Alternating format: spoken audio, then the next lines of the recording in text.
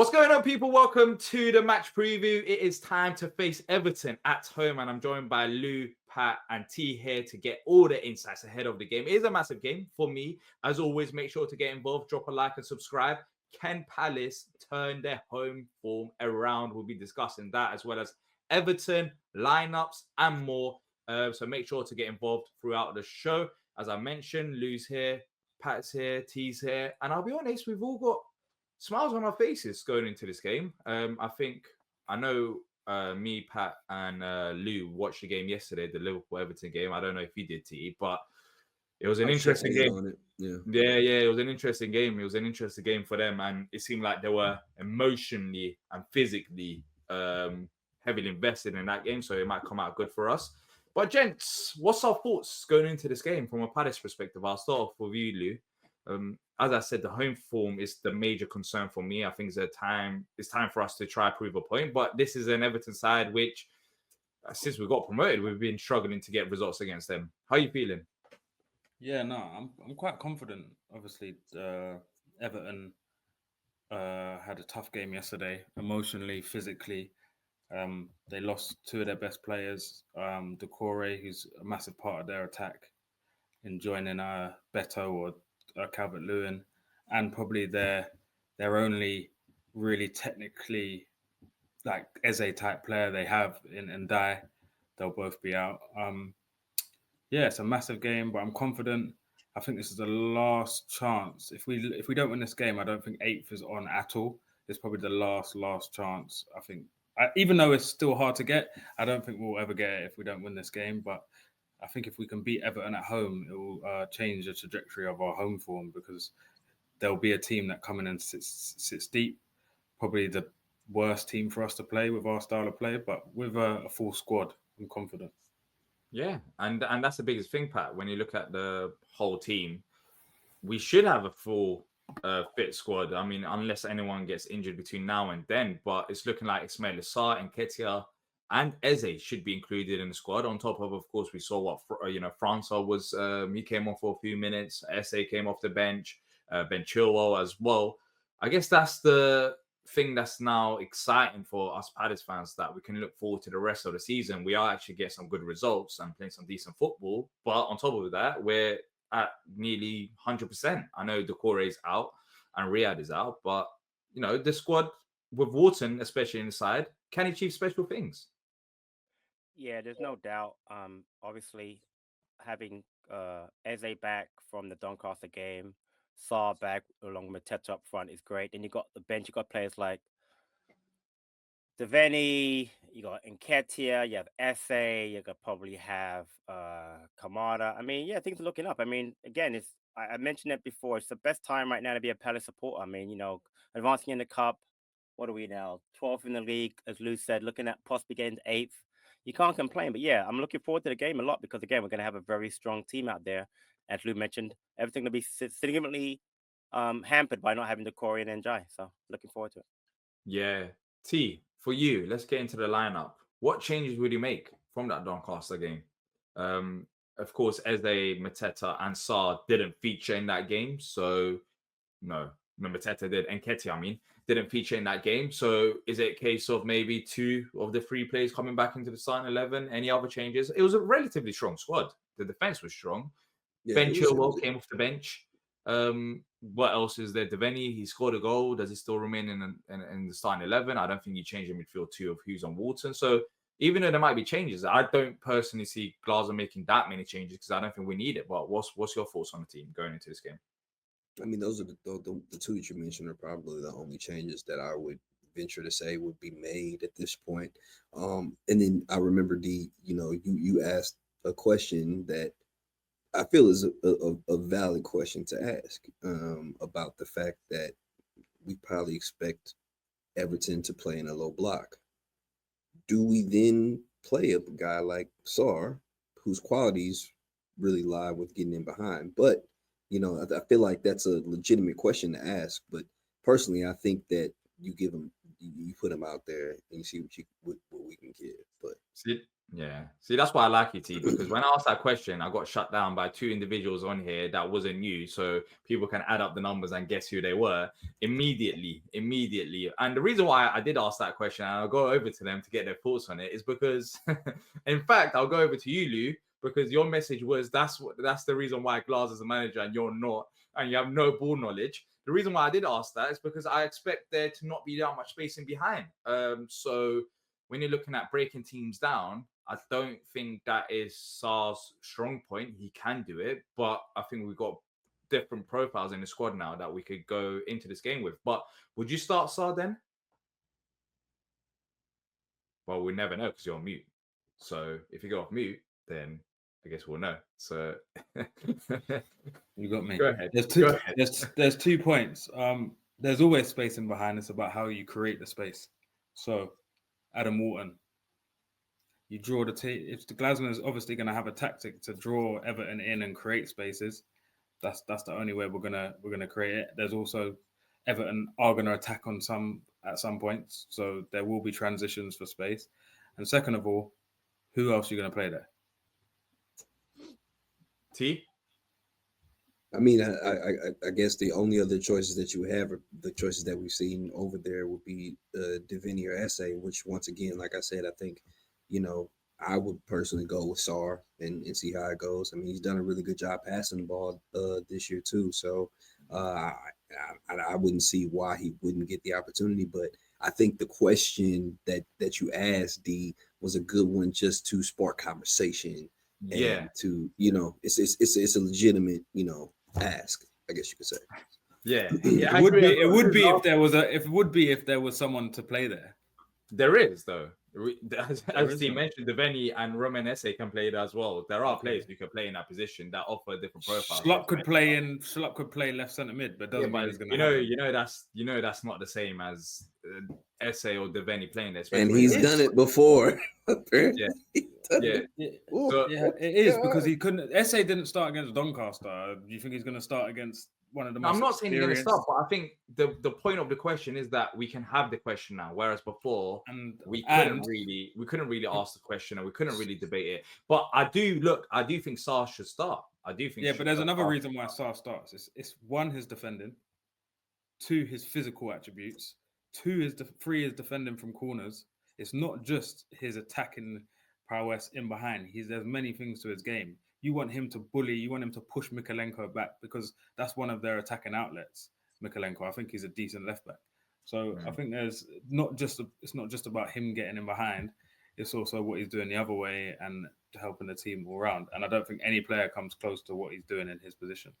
Regardless, the bench is going to be very strong. I think that's the positive out of this. Like there will be players that we could bring off the bench. If Mitchell's not working out well in attack and we need someone different, we can bring on Ben Chilwell now. We can bring on Roman Esse. You can have Devaney, Nketiah, if Mateta, something happens to Mateta. Like that's the positive part that I'm looking at. Maybe not the starting 11. There might not be that many changes, but when you look at the bench, there are players there that are not there for the sake of being there, which is what I've been looking forward to all season long. Because sometimes you look at the Palace bench and it's like, yeah, you do have Schlupp there, but is Schlupp really going to come on and make a difference? However, now you do have genuine options on the bench. I mean, there's no doubt that's the best thing for me is the options we're going to have. Having, again, attacking wise Nketiah, Esse, Devaney. I forgot to mention Francis back. I mean, they're great options to have. But, I'm with you. I'm with Lou on this again. Sar has to start. Our issue has not been creating chances at home. It's honestly just been finishing our chances. We have to find a way to finish. We have to finish them. And again, that falls on Sar, Mateta, Eze to finish the chances. Obviously, if we can get some goals from defenders, that'd be great too. But those are always, additional thing. But yeah, we just have to finish our chances. I think that, listen, I watched the Everton game pretty intently yesterday, and they got a back four of Jacob Ryan at right back, Tarkowski, Branthwaite, and Mikalenko. And I'm sorry, I know sorry. Moyes done a great job since he came back in, but that's the defense you have to be able to get at. You have to be able to run at them, get behind them. As they got to be able to take on Jacob Ryan one-on-one. He's a competent centre half. He's not a right back. So as far as chances, they should be there. It's a matter of me just taking the chances, whether that may be Mateta, Sar, or Eze. I think it's so important how quickly we move the ball. We can't be passive in our play. people can't be taking 3-4 touches. You got to be patient, and it's got to be 1 and 2 touches. You got to keep them moving. That's the way you're going to create space. I think personally. Yeah, I I'm agree with that excited as to well. see how many incisive passes, how many, threaded balls we're going to be getting, especially with somebody. And I'm confident with somebody like Wharton that we're going to see That's what I was going to a say. lot of He's going to be a massive progressive plus. passes, which is good. Yeah. And maybe let's see how our home form changes with Wharton inside. Let's see if that makes an impact, because I think now it opens up a bit more space, and maybe Eze gets the ball in the better areas with Wharton in the side. Because it was mainly Eze as like the creative spark there in the team. But now with Wharton getting on the ball, he can not only give it to Eze, but he can switch the ball, he can ping it across. So it can help in games like this, especially if Everton want to sit back or have, push us wide, then you need players like Wharton, and he could be the difference maker. So I think that gives us a massive plus in this fixture, and maybe he could be the player that changes our form around. It can be as simple as that. But in terms of Everton, are we worried about David Moyes and what he's been doing? I think they've been on decent form ever since he's returned. I know they had that FA Cup defeat to Bournemouth 4-0, but even the game against Liverpool, Liverpool are first in the league. Yes, it's a rivalry and emotions are high, but they still managed to get something out of the game. They are a decent side, but they have got a lot of injuries. So is the pressure on Palace? Is the pressure on Everton going into this game? Because they are our bogey side. Like, we never really get decent results against them. The reverse fixture for me was very annoying, because in the first half, we controlled it. We 1-0 up. Second half, we absolutely collapsed, Lou.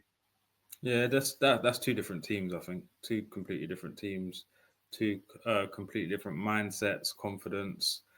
Wharton wasn't half injured, but the first half gave us a glimpse of what we are capable of, because I thought they played quite well in the first half.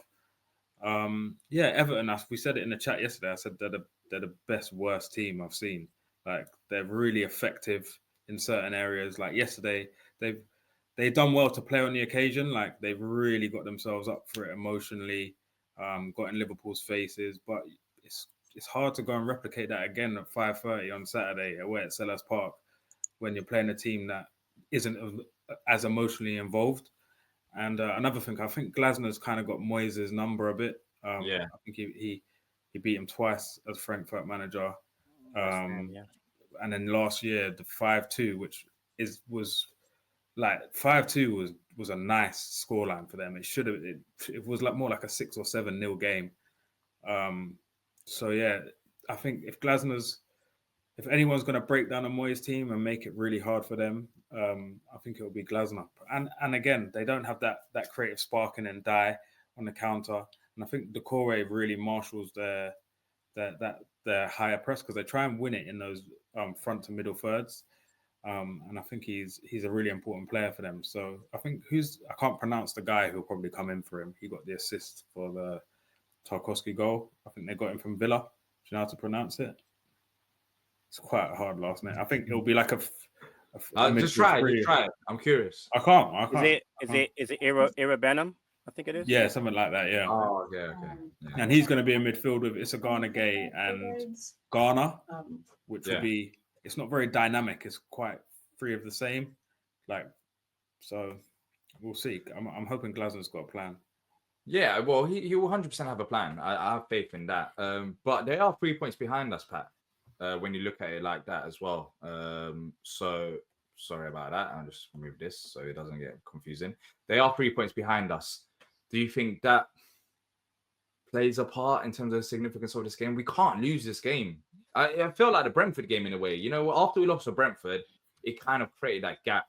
And this is a team below us rather than above us. And I don't really want to be on the same level of points, because, as you said, when you're looking up the table, why are you laughing?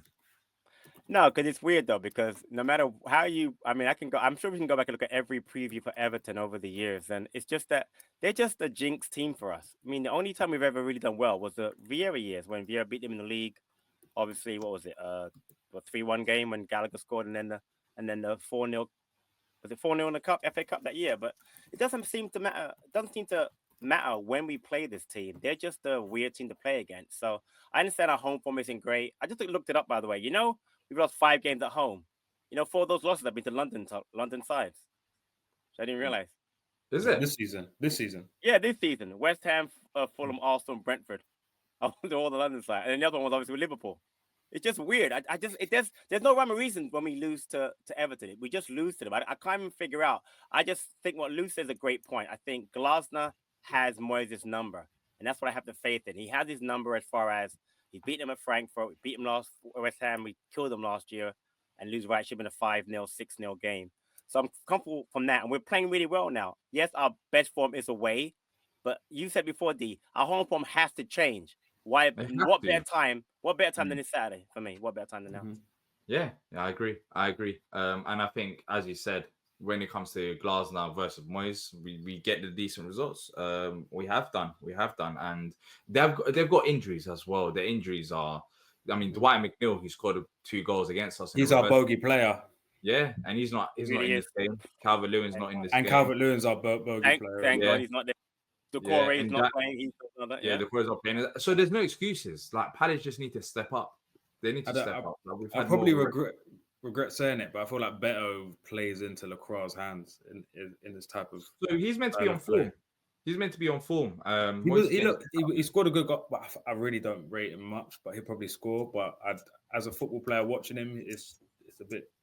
Yeah, there's 3 centre backs there, and I think they should be able to handle him, and that's what I'm thinking as well. I think it will be a big game for Gahey in the sense that if they're going to sit in, we're going to need a centre half to carry the ball forward, and it's not going to be Chris Richards, I don't think. So Gahey's going to have to commit a bit more, and maybe we're going to have to take more risks, I think, because I think Everton will play for set pieces, and they will take their time. They'll load the box. They'll try to put like balls in like areas that we don't want to defend in.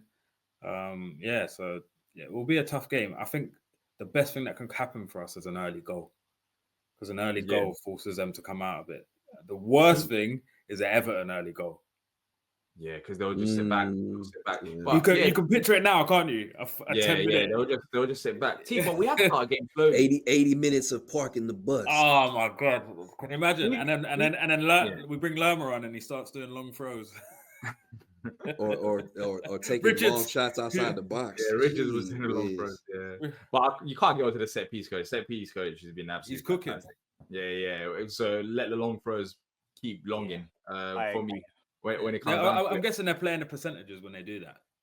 Yeah, I think Yeah, I mean, get the ball into the box and see what happens. What happens, exactly. Maybe one time we might score and it might be like the winning goal out of it. Yeah. That's my hope. One time, but T, the last time that I can remember us beating Everton at home was that Frank Lampard fluky game, where we scored like 3. Was it 3-0, 4-0? And how good did that feel? How good just talking about this matchup? How good did that feel? Exactly. Yeah. But then we don't. When's the last time we beat Everton in the league? That season, 3-1. Gallagher, top corner. Gallagher, top Gallagher. corner. Same season, 3-1. Yeah. Yep. Well, Frank Lampard ain't there. David Moyes is there, so let's see if that changes anything. But yeah, that's my favorite game when it comes down to recent times. I can't think of any other game. I remember the away game when they ran on the pitch, the fans. Yeah, and Vieira handled that dude. You know what? There's been some bad performances, man. They love facing us. I'm looking now. We haven't beaten them at home before that game. Last time we beat them was 1994, October. We beat 1-0. That's mad, you know. Before when? Crazy. 1994, before the Vieira win, it had been that would have been 20 plus years we hadn't beaten them at home. That's mad. That's about as long as it took us to beat Man United at Old Trafford. We hadn't beaten Man United at Old Trafford since like 90 something. Yeah, but the thing, yeah. Look, what we spoke about with the early goals, I think is very important, because remember, if you notice, even in the away games where we've got wins, we've started the games off very slowly. Leicester game, slow. United game, the first 15 minutes, slow. So we have to kind of get into especially if we want to change the home form, into a stride of starting games fast. You know, don't let the opposition control the game, because even Chelsea could have put the game to bed in that home game. So home and away we start slow. It's just weird, but then after 15 minutes, Palace activate. But it's a 9-minute game, so it'll be better to course. A lot of times it seems like we start slow because we don't really engage our pressing efforts, should I We say. adjust. We Early. adjust. Yeah, we Yeah. adjust, but we never start out like really pressing high up the pitch. Like I don't see us start to do that until we get into the second half a lot of times of matches. We really get more intense and really press up. I feel like Pickford always has a really good game against us as well. I rate him as a keeper, man. I think he's good because he has really good distribution. Yeah, he does. He can. Yeah, he is. He is. Pickford is a good goalie. Would you take him over Dean Henderson? I wouldn't like if I had to pick one. I think Pickford's a better goalkeeper. Yeah, and that's why you don't know Paul. Let's move on to score prediction. You just embarrassed yourself, bro. Like, there's a reason why he's England's number one. Well, it shouldn't be. Dean Henderson should be England's number one, and that's why you don't know ball. Well, just because someone is England's number one, it doesn't mean that they're the better player. Like I know in your theory, it's actually does. It actually does. It actually does. It actually does. When you compare for the same country, not different country, the same country. If one guy is ahead of another guy, he actually makes him better. Okay, so all those times where Zaha wasn't selected for the England squad, you're telling me all of those players, Lingard was better than Zaha at that time. Yeah. Okay. All right, then let's now move on. That's cool. That's different because it's an outfield player. It's different dynamics. It's different sectors. I'll be quiet. Yeah. Stop trying to get defensive. You can get a defensive fullback and an attacking fullback. You can't get. We've had times where the goalkeepers are the same attributes. They're goalkeepers. No. Just because it means that they're number one for England or starters for England, it doesn't mean that they're. Is Pickford better than Henderson? I think I'd rather start Henderson and go. I guess the one thing that you have to notice and you have to agree with is the fact that two different managers have picked Pickford as the number one guy. And who are those managers? Southgate and the current manager. You think Tuchel's going to pick Henderson? Tuchel knows ball. Tuchel won't do the same mistake. Southgate and what have England won during that time? You're down bad, man. You're down bad. Yeah. Next subject. What do you mean I'm down bad? Because I said that Pickford should have been number one. All right, let's move on to score predictions then. I'll start off. 1-0 Palace. I'm not going to even waste any time. 1-0 Palace. I think we've got enough in defense to slow them down. They've got injuries. And we've been keeping clean sheets away from home. It's time to convert them to our own ground, Selhurst Park. And I think this is the perfect opportunity on Saturday, considering they played on a Wednesday. As I said, injuries, Moyes versus Glasner. 1-0, I'll take it. Lou? By the way, who got the Doncaster result right? Yeah, I'm about to say it. Lou nailed the Doncaster one. Me. No, as well. I said 2-0. Pat writes it down. So I write it down. Yeah. Pat, what did I say? Go into. I'll look it up. Go look it up. Go yeah, I know what I said. I got that one right. He literally has a book, so he's going to find it. One for the archives. I'm gonna pass it over to the kids right when they're debating it. My dad said 2-0 Doncaster in 2025. Your dad doesn't know ball. But yeah, what are you saying? I was gonna prediction wise. I don't really get home results right. Actually, no, I got the City one right. I would love to see us win, but I'll probably go 1-0. 1-0. T? I'm going to branch off of Lou. I think it's going to be 1-1 for the majority of the match, but then we'll get one to win it. So I say 2-1. Can you tell us who's gonna get it? Mateta. I think the first one. O'Brien on goal. We might see the Beto celebration. We might see the Benteke celebration. Actually, because Beto does the Benteke celebration. Well, actually, the LeBron celebration. Which let me not get into that, but yeah, Beto did that, didn't he? Yeah, Beto does it. Yeah, Beto does it. I do the KD celebration. Yeah, because I'm a real winner. But what's KD's celebration again? KD celebration is just chips, no talk. Wow. Yeah. How many chips does KD have? KD. All right, let's not get into this. With one chip. He's down bad. No matter what sport it is, he's down bad. You might as well. You might as well say. You might as well Nah, say no way. Chris Paul, man. I mean, just What are you No, talking didn't KD about? get? What are you KD talking- got 2 at Golden State. Then he got 2. Then he He left. get 2 or he he's get got- 1 He got Yeah, he's 2. got Then two. he then he He's got then he two. then he 2017, 2018 as off well. the Then he- back then of he- a 73-9 team. 2017. Yeah. But also he didn't join he didn't leave the Cavs to join the Heat for them to No, do he left his team to join the best team ever, the best yeah, record that's ever what in LeBron done. basketball. Yeah, he's a snake. 73-9. Are you Like that. kidding me? Yeah, he's a snake like that. Yeah, he left the Cavs to join the Heat to form a big three. But anyways, going back to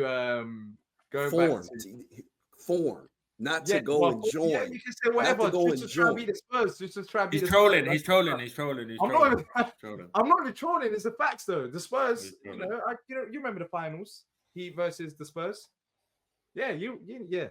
Anyways, Pat Doncaster. Well, not Doncaster. Everton. Well, first of all, he's found it. I can tell in his face. He's found. No, what I he's didn't. been No, looking for. actually, for some reason, I don't have it. I don't know why. It's weird, isn't it? I don't have it. I know that Lou had 2. Isn't that weird? I can't find it. All this basketball talk, I lost my mind. I don't know what happened. It's No way. D predicted 2-0. He's allowed. I did. Go on a watch along. I said on a watch along. No. Yeah. He actually did. Watch what he did say that. He was on a preview show though. Oh, he wasn't on the preview. Okay, so you don't count. That's not an official prediction.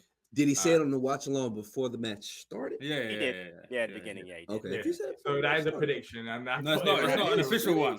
It's not an What do official you mean it's one. not an official one? No, it's an unofficial one. Who created these rules? You saw the lineups first. I said it without even knowing the lineup. Look, you go watch your Dorking United, yeah, and leave. It's leave all the actually prediction. Wanderers. You don't know Wanderers. ball. Wanderers. You don't know ball. Don't do it. Don't do it. Don't do it. Wanderers. Don't do it. I mean, with all due respect, ain't nobody watching Dorking. So you go watch Dorking, Wanderers, and whatever. I think their channel actually won the best content awards on YouTube. If you actually done Yeah, I your know. research You're probably on just what you sitting do. all day, you're flipping watching Dorking United. I mean, Wanderers. Guys, this guy spends all the time watching Saeed TV, Man United TV. Closet Man United fan. There it is. Well, let's not go. Yeah, on here your we look. If you go on your Twitter, you're a closet Arsenal fan because everything that Arsenal do, you're upset. But everything that Palace do, you're content. You're like, oh, it's fine. The ownership know best. But everything Arsenal do, you're very vocal. Interesting. I think you've gone on a tangent now. Okay. Back to Pat. Wait, Patrick, is it my prediction or did T go? yeah. What'd you say, T? I want to write it down this time. What'd you say? I went 2-1 Palace. All right. So, 2 things. It's almost 1 year anniversary of Glasner's hiring. It was February 19th, 2024. So that's one good omen. And more importantly, Saturday is my birthday. So we have better win this game. I am going 3-0 Palace. Done. 3-0. 3-0. Have you got the scorers? Yeah. Mateta saw because he said he shouldn't start, and Richards because people say he's not very good. On D, who's gonna score? 1-0 Palace, Mateta. I liked your Jake O'Brien own goal, but I'm gonna go with Ebbs. I'm gonna say Ebbs scores our first one. I'm gonna go 1-1 Jake O'Brien header from a corner, and does he celebrate? Yeah, in front of the homes though. In front of Homes, he tells the Homes to shut up. And then 1-1 and 1-1 at Ketia 89th minute. That's bad blood. We'll hate Jake O'Brien forever if he does that to us. Yeah, well, I'm not really fussed about Jake O'Brien. For me, what I'm more fussed about is the likes of LeBrons and stuff who transition. But anyway, let's end the stream. Let's hit the button. End the stream, Dave. Into it. But if you have enjoyed this, drop a like, subscribe, and let us know your thoughts and score predictions in the comment section down below. That's it from us. Hopefully, Palace turned their away form, the home form. But we'll find out on Saturday. Until next time, up the Palace.